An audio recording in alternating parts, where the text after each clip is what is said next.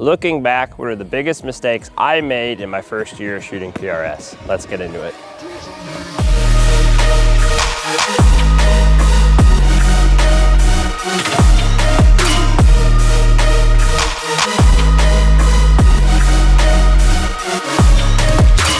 Hey guys, my name's John. Welcome back to another episode of Shoot More. Before we get into today's video, I just want to say thank you for all the support recently. The last couple videos that we've put up have done really well. For those of you that have been watching the series on the RimX or some of the other videos that have been posted recently, if you like the content, please go down and hit the subscribe button, hit the like button. That really lets me know that I'm doing a good job and that you want to see more of that kind of content. I do also want to give a shout out to one of the friends of the channel, Hoz Shield.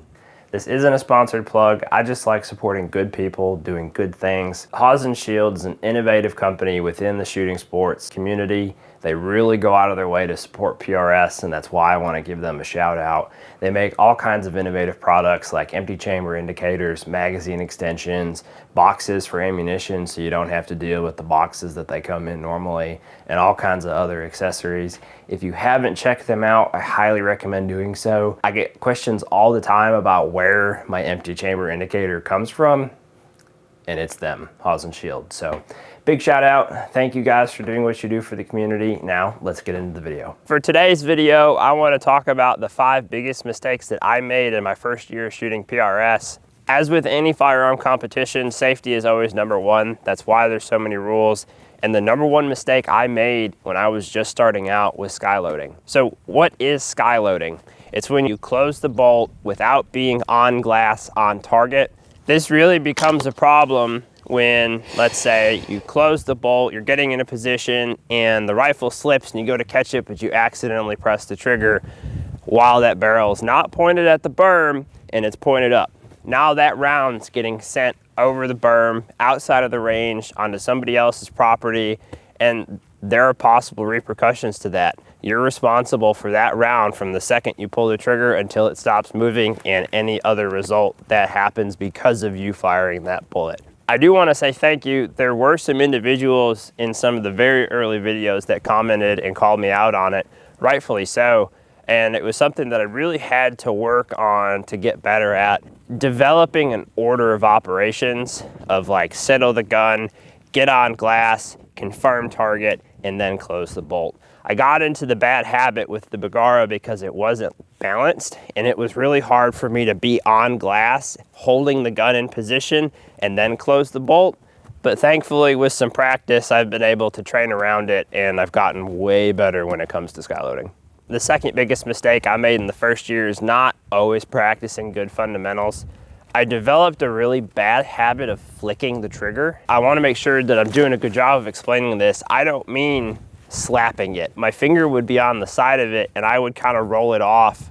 I don't know why I started doing that. I still do it sometimes. I hate it when I see it or when I feel myself do it, and I'm trying really hard to train that habit out. One of the other big things in terms of fundamentals is I had my hand on the barrel of the gun. I was putting force down on the barrel that was causing my zero to change. It's a lot easier now that I've got a chassis. I have a thumb rest on the side, an actual dedicated place that I can put my thumb so I don't have to worry about putting it on top of the barrel and putting that force in, but I can still kind of control the level of the rifle. And that was, you know, again, a symptom of not having a balanced rifle, not having a thumb rest. There's always so much real estate that you can put your hand. Some guys like to put their hands on top of the scopes. I don't like doing that. You know, you see a lot of the pros, they'll pick the rifle up by the scope bell. That might work for them. Maybe they don't ever have issues. That just doesn't sit right with me. Maybe we can test that one day and see if it actually matters.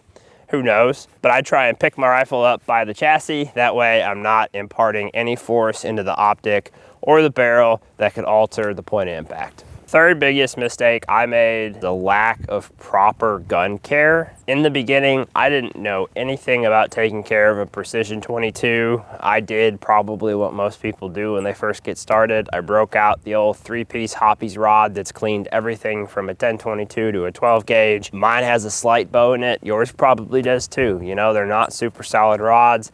I didn't own a bore guide, didn't really know what a bore guide was. I used their, you know, just general use jags and patches and bronze brushes and the whole shebang. I learned pretty quick through research that that wasn't the right way to do things. We could spend a whole video talking about different theories and ways to clean your rifle.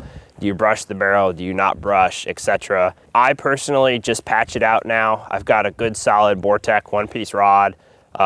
I'll wet patch it with C4 3 times, 2 dry patches, and let her buck. The one thing I do make sure to take time to do is remove the carbon ring. I use the same C4 solution. I've got a little 22 caliber specific Q-tip. I soak in the solution, insert it into the chamber, and you can feel where that carbon ring is and just let it soak. You know, you might have to do it 2 or 3 times depending. The Bergara was really bad about getting a carbon ring, and it would sometimes take 4 or 5 different Q-tips to get it out. I don't know why that is. Maybe the machining's better on a custom barrel than it was on that Bergara, and the Bergara just holds that carbon better.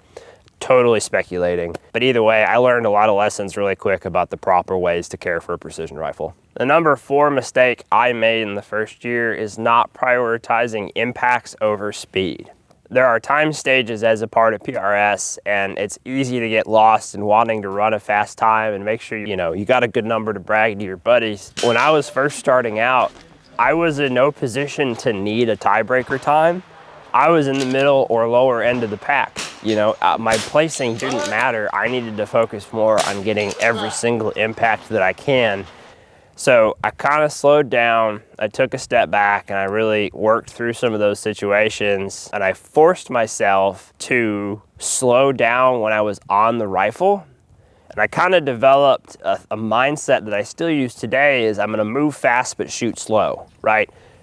Move as fast as you can, transition spots, get the rifle set up, get on the rifle, but then slow down, take your time, make sure you're getting your impacts. And that's really allowed me to make sure I maximize the points on those stages, but I also have the appropriate time scores now.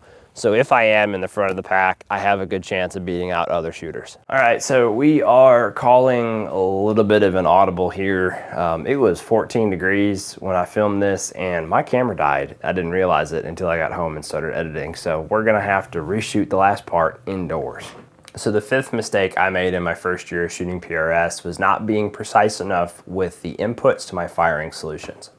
So what do I mean by that? I range every target, every zero board with my own equipment.